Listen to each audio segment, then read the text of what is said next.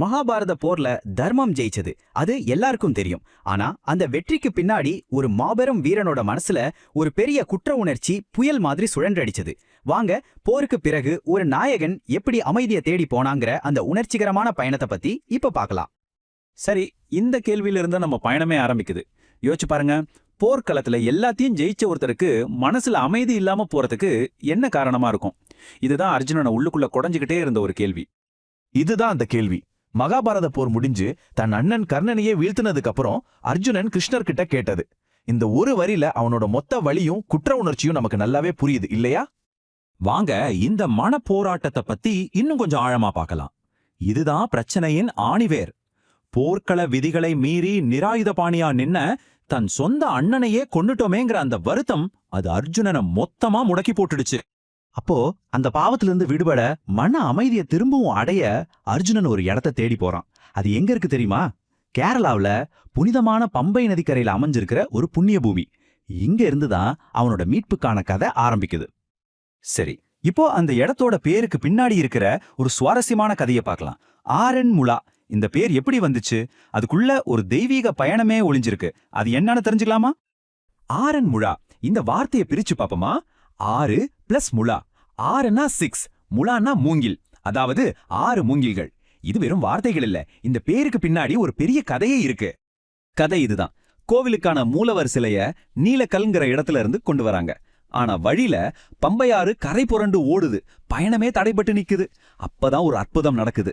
சரியா 6 மூங்கில்களை மட்டும் வெட்டி அதை ஒன்னா சேர்த்து ஒரு மிதவ மாதிரி செஞ்சு அது மேல பெருமாள் சிலைய வச்சு பத்திரமா அக்கறைக்கு கொண்டு வந்து சேர்க்கறாங்க.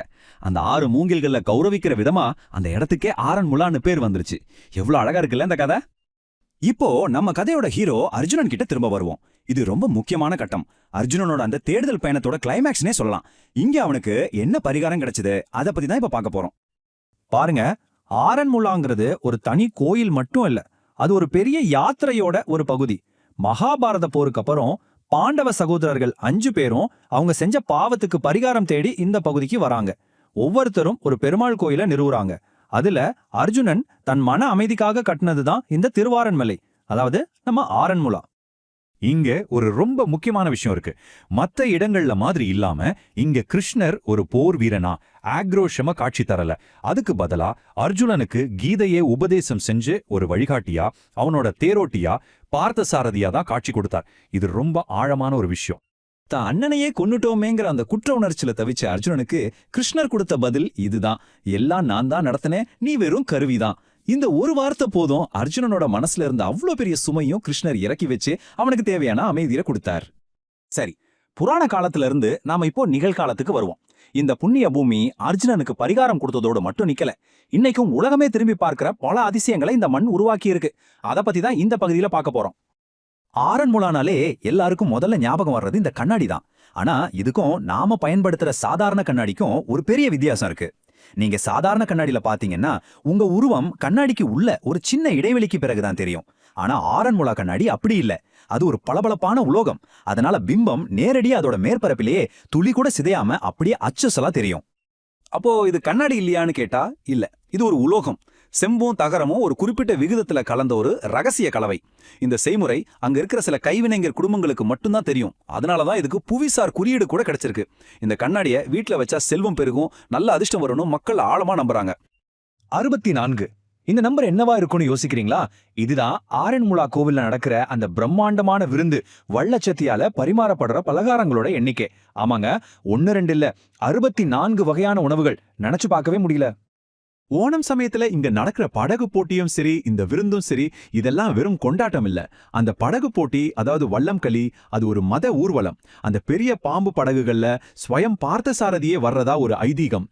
அதே மாதிரி அந்த வள்ள சத்யா விருந்துல படகோட்டிகளோட ரூபத்துல பெருமாளே வந்து சாப்பிடறதா நம்புறாங்க. சோ இது எல்லாமே பெருமாளுக்கான ஒரு வழிபாடுதான். நாம இப்ப இந்த பயணத்தோட இறுதிக்கு வந்துட்டோம். அர்ஜுனனோட அந்த வரலாற்று பயணத்தை நம்ம எல்லாருக்கும் பொதுவான ஒரு உணர்வோட, அதாவது குற்ற உணர்ச்சியிலிருந்து எப்படி அமைதிக்கு வர்றதுங்கிற விஷயத்தோட இணைச்சு பார்க்க போறோம். அர்ஜுனனோட கதையும் இந்த ஆரன்முளா கோவிலும் நமக்கு கத்துக் கொடுக்கிற ஒரு முக்கியமான பாடம் என்னன்னா, நாம செஞ்ச ஒரு தவற முதல்ல ஒத்துக்கணும், அதை நினைச்சு வருந்தணும். அதுதான் மன அமைதியை நோக்கிய முதல் படி.